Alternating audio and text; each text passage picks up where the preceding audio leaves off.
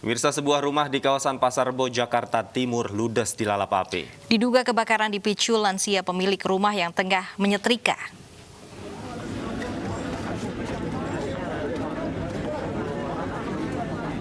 Minggu dini hari, sebuah rumah di Jalan Pendidikan, Pasar Rebo, Jakarta Timur terbakar. Rumah ini sehari-hari ditinggali oleh seorang lansia.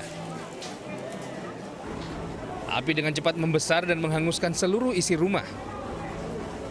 Warga sekitar berupaya memindahkan kendaraan di dekat lokasi agar tidak ikut terbakar. 17 unit mobil pemadam kebakaran diterjunkan ke lokasi. Setelah 1 jam, kebakaran berhasil dipadamkan. Diduga kebakaran dipicu lansia pemilik rumah yang tengah menyetrika. Penghuni yang ada di rumah tuh ada 2 orang ibu bapak ya. Ada Manula. Tadi awalnya informasi ada korban 2 orang. Namun ternyata kita polsek, ternyata korban itu adalah pemiliknya sendiri yang sudah dipaksa oleh warga. Alhamdulillah dalam kondisi aman. Untuk kebakaran ini ya diduga sebenarnya dari korsleting listrik karena si ibu sedang menyetrika di ruangan setrika itu, ternyata entah ditinggal kemana, nah terjadi penyalaan di ruang setrikaan. Tidak ada korban jiwa dalam kebakaran ini, namun kerugian material ditaksir mencapai puluhan juta rupiah. Dari Jakarta, Miftahul Gani, iNews melaporkan. Evakuasi seorang lansia yang terjebak di reruntuhan bangunan di kota Izmir berlangsung dramatis. Gempa Turki telah menewaskan sedikitnya 37 orang dan melukai lebih dari 800 lainnya.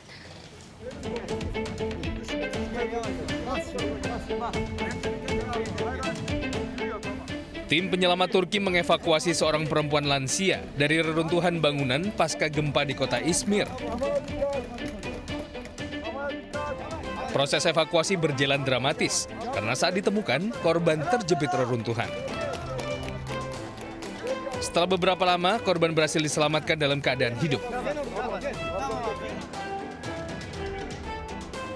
Tim penyelamat juga mengevakuasi seorang anak perempuan dari timbunan puing-puing bangunan. Korban langsung ditahan dan dibawa ke rumah sakit untuk mendapat perawatan intensif. İyi, ben çıktım çünkü sadece Hadi çekiyorum. bir ayağım Başkan Bey. Tamam o yüzden o ayağım çok acıyor. Tamam Erdem. Gempa bermagnitudo 7,0 menghancurkan sejumlah bangunan di Izmir Jumat kemarin. Setidaknya 28 orang meninggal dan ratusan terluka. Tim evakuasi terus berupaya menggali reruntuhan karena diyakini masih banyak warga yang terjebak dan menunggu pertolongan. Pemirsa, Presiden Turki Recep Tayyip Erdogan berjanji akan membantu para korban gempa yang kehilangan rumah mereka. Presiden memastikan pemerintah akan menyediakan perumahan sementara bagi para korban sambil memulai pembangunan gedung baru. Sabtu malam waktu setempat, Presiden Turki Recep Tayyip Erdogan mengunjungi wilayah yang terdampak gempa paling parah di kota Izmir. Presiden menyebut pemerintah Turki akan membantu para korban yang kehilangan rumah mereka dengan menempatkan korban di perumahan sementara sambil memulai pembangunan gedung baru. Hingga kini setidaknya 37 orang dinyatakan tewas, sementara 885 orang luka-luka.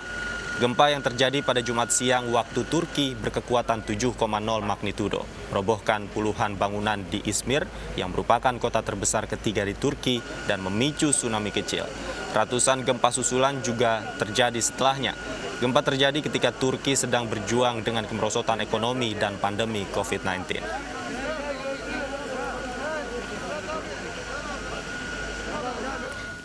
Dan untuk mengetahui perkembangan terkini di Turki, kita sudah bergabung dengan Sekjen Perhimpunan Pelajar Indonesia PPI Turki, Safran Bilahi. Selamat siang waktu Jakarta, Mas Safran. Selamat siang, selamat pagi waktu Turki, Pak. Mas Safran, bisa dijelaskan bagaimana kondisi terkini di sana, Mas Safran? Ya, seperti tadi disebutkan tadi, 33 jam setelah gempa, Presiden Erdogan langsung mendatangi Izmir, pusat gempa di Turki, dan bersama tim penyelamat Turki yaitu AFAD langsung melakukan konferensi pers. Di sana sekarang sedang tetap lagi penyelamatan, Pak. Kemarin dikonfirmasi ada 17 bangunan yang rusak dan 9 bangunan telah diselamatkan, sisa 8 bangunan yang untuk disisir, dicari para korban gitu, Pak. Baik, kemudian pasca kunjungan Erdogan ke Izmir, apa upaya yang dilakukan pemerintah setempat? Ya, memang Presiden Erdogan berjanji akan terus merenovasi bangunan yang ada dan setelah membagikan sebanyak 24 juta tunjangan kepada warga Turki karena yang terdampak seluruhnya adalah warga dari Turki itu, Pak. Baik, Mas Safran, apa saja kira-kira bantuan yang paling diperlukan oleh para pengungsi di sana? Sekarang adalah tempat tinggal karena sebagian besar retak-retak dan sebagian 17 bangunan rusak runtuh dan jadi tempat tinggal. Kemudian kalau untuk makanan dan komunikasi berjalan dengan baik begitu, Pak. Baik, terkait kondisi WNI di sana seperti apa, Mas Safran?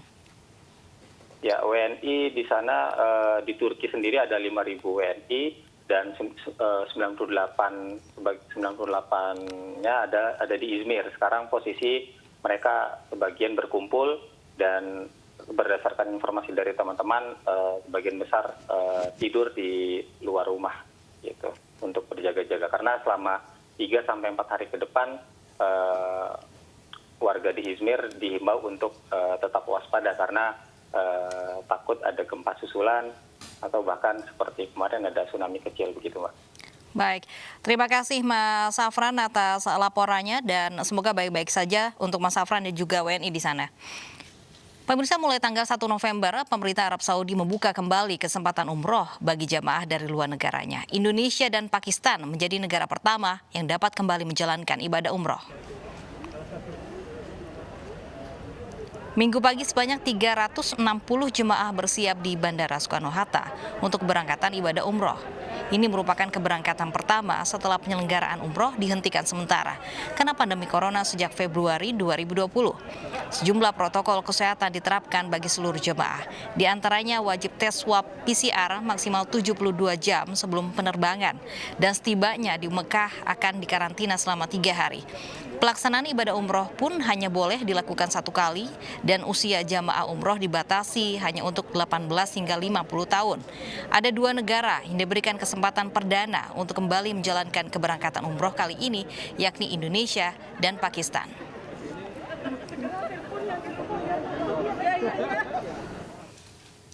Dan informasi terkait keberangkatan jemaah umroh asal Indonesia, kita bergabung dengan Mahathir Muhammad di Bandara Soekarno-Hatta. Mahathir, jemaah yang nggak berangkat berasal dari pihak travel saja atau ada jemaah di luar travel? Ya, Davi dan Lofi, memang kalau untuk jamaah ini memang ada dari jamaah yang dari travel yang memang mereka mengatasnamakan travel dan juga ada jamaah yang di luar travel di mana memang dari jamaah ini mereka sebenarnya kenapa lebih banyak dari travel karena mereka lebih ingin mensurvei atau melihat terlebih dahulu bagaimana proses protokol kesehatan dan juga bagaimana menjalankan umroh di masa pandemi COVID-19 pastinya.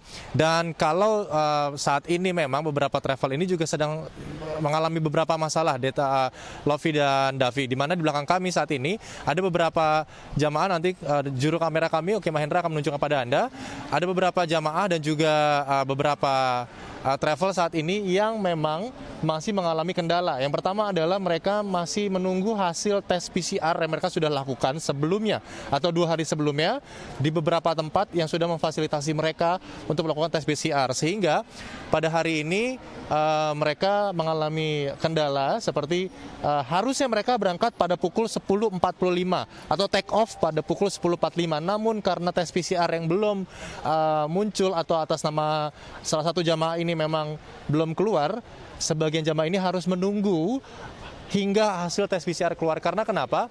Di pintu gate selanjutnya memang harus menunjukkan surat tes PCR yang memang menandakan mereka negatif COVID-19. Dan saat ini pun proses penungguan dari hasil tes PCR mereka masih lakukan.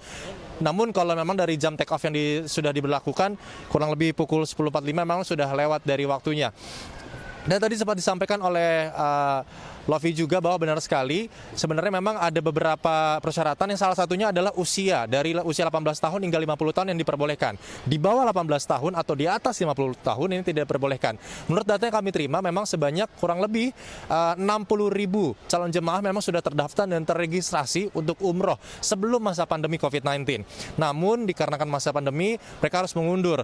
Dan kalau ada peraturan dari Arab Saudi atau pemerintah Arab di bawah 18 tahun tidak boleh, ini kalau kami presentasikan data yang kami dapat bahwa sebanyak 4% saja yang di bawah usia 18 tahun yang tidak bisa berangkat berarti. Namun untuk di atas usia 50 tahun ini jauh lebih banyak, sebanyak 52% dari 60.000 data yang kami terima yang sudah terregistrasi yang sebenarnya sebelum masa pandemi memang sudah bisa berangkat, namun dikarenakan protokol kesehatan dan masa pandemi mereka tidak dapat berangkat. Dan juga untuk tradisi atau juga mungkin bagaimana menjalankan keseharian mereka selama di Arab Saudi memang sangat juga berbeda, Lofi dan Davi. Bahwa pertama adalah biasanya kalau di dalam kamar atau hotel ini bisa diisi oleh 3-4 orang jamaah di dalam kamar, ini hanya 2 orang saja. Dan untuk makanan prasmanan ini juga ditiadakan, nantinya dari pihak travel atau juga dari pemerintah Arab Saudi akan memberikan makanan menggunakan nasi kotak atau nasi box yang akan dihantarkan langsung ke kamar masing-masing.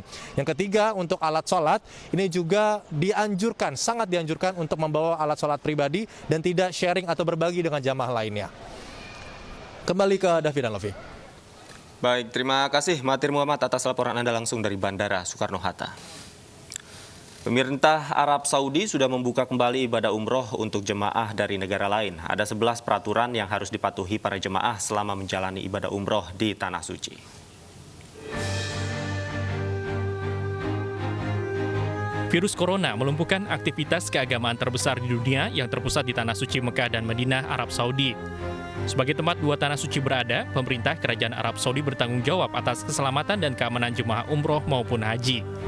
April lalu, pemerintah Arab Saudi pun menerapkan karantina wilayah atau lockdown di 2 kota suci, Mekah dan Madinah, untuk menekan persebaran virus corona. Selama penutupan, Arab Saudi juga terus mensterilisasi lokasi tawaf yang berdekatan dengan Ka'bah di Masjidil Haram. Kini pemerintah Arab Saudi mulai melonggarkan pelaksanaan ibadah umroh dari luar Saudi, termasuk dari Indonesia.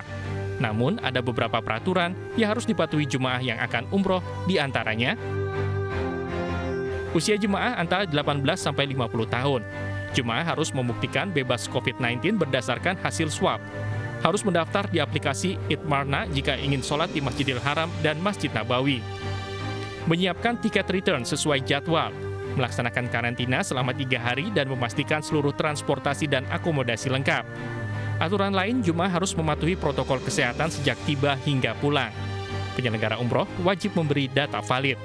Setiap grup jemaah maksimal terdiri dari 50 orang dan wajib memiliki pendamping. Dan penyelenggara Saudi bertanggung jawab penuh atas pelayanan jemaah. Tim Liputan iNews melaporkan. Hari ini puncak arus balik libur panjang sudah dimulai. Informasinya akan kami hadirkan sesaat lagi.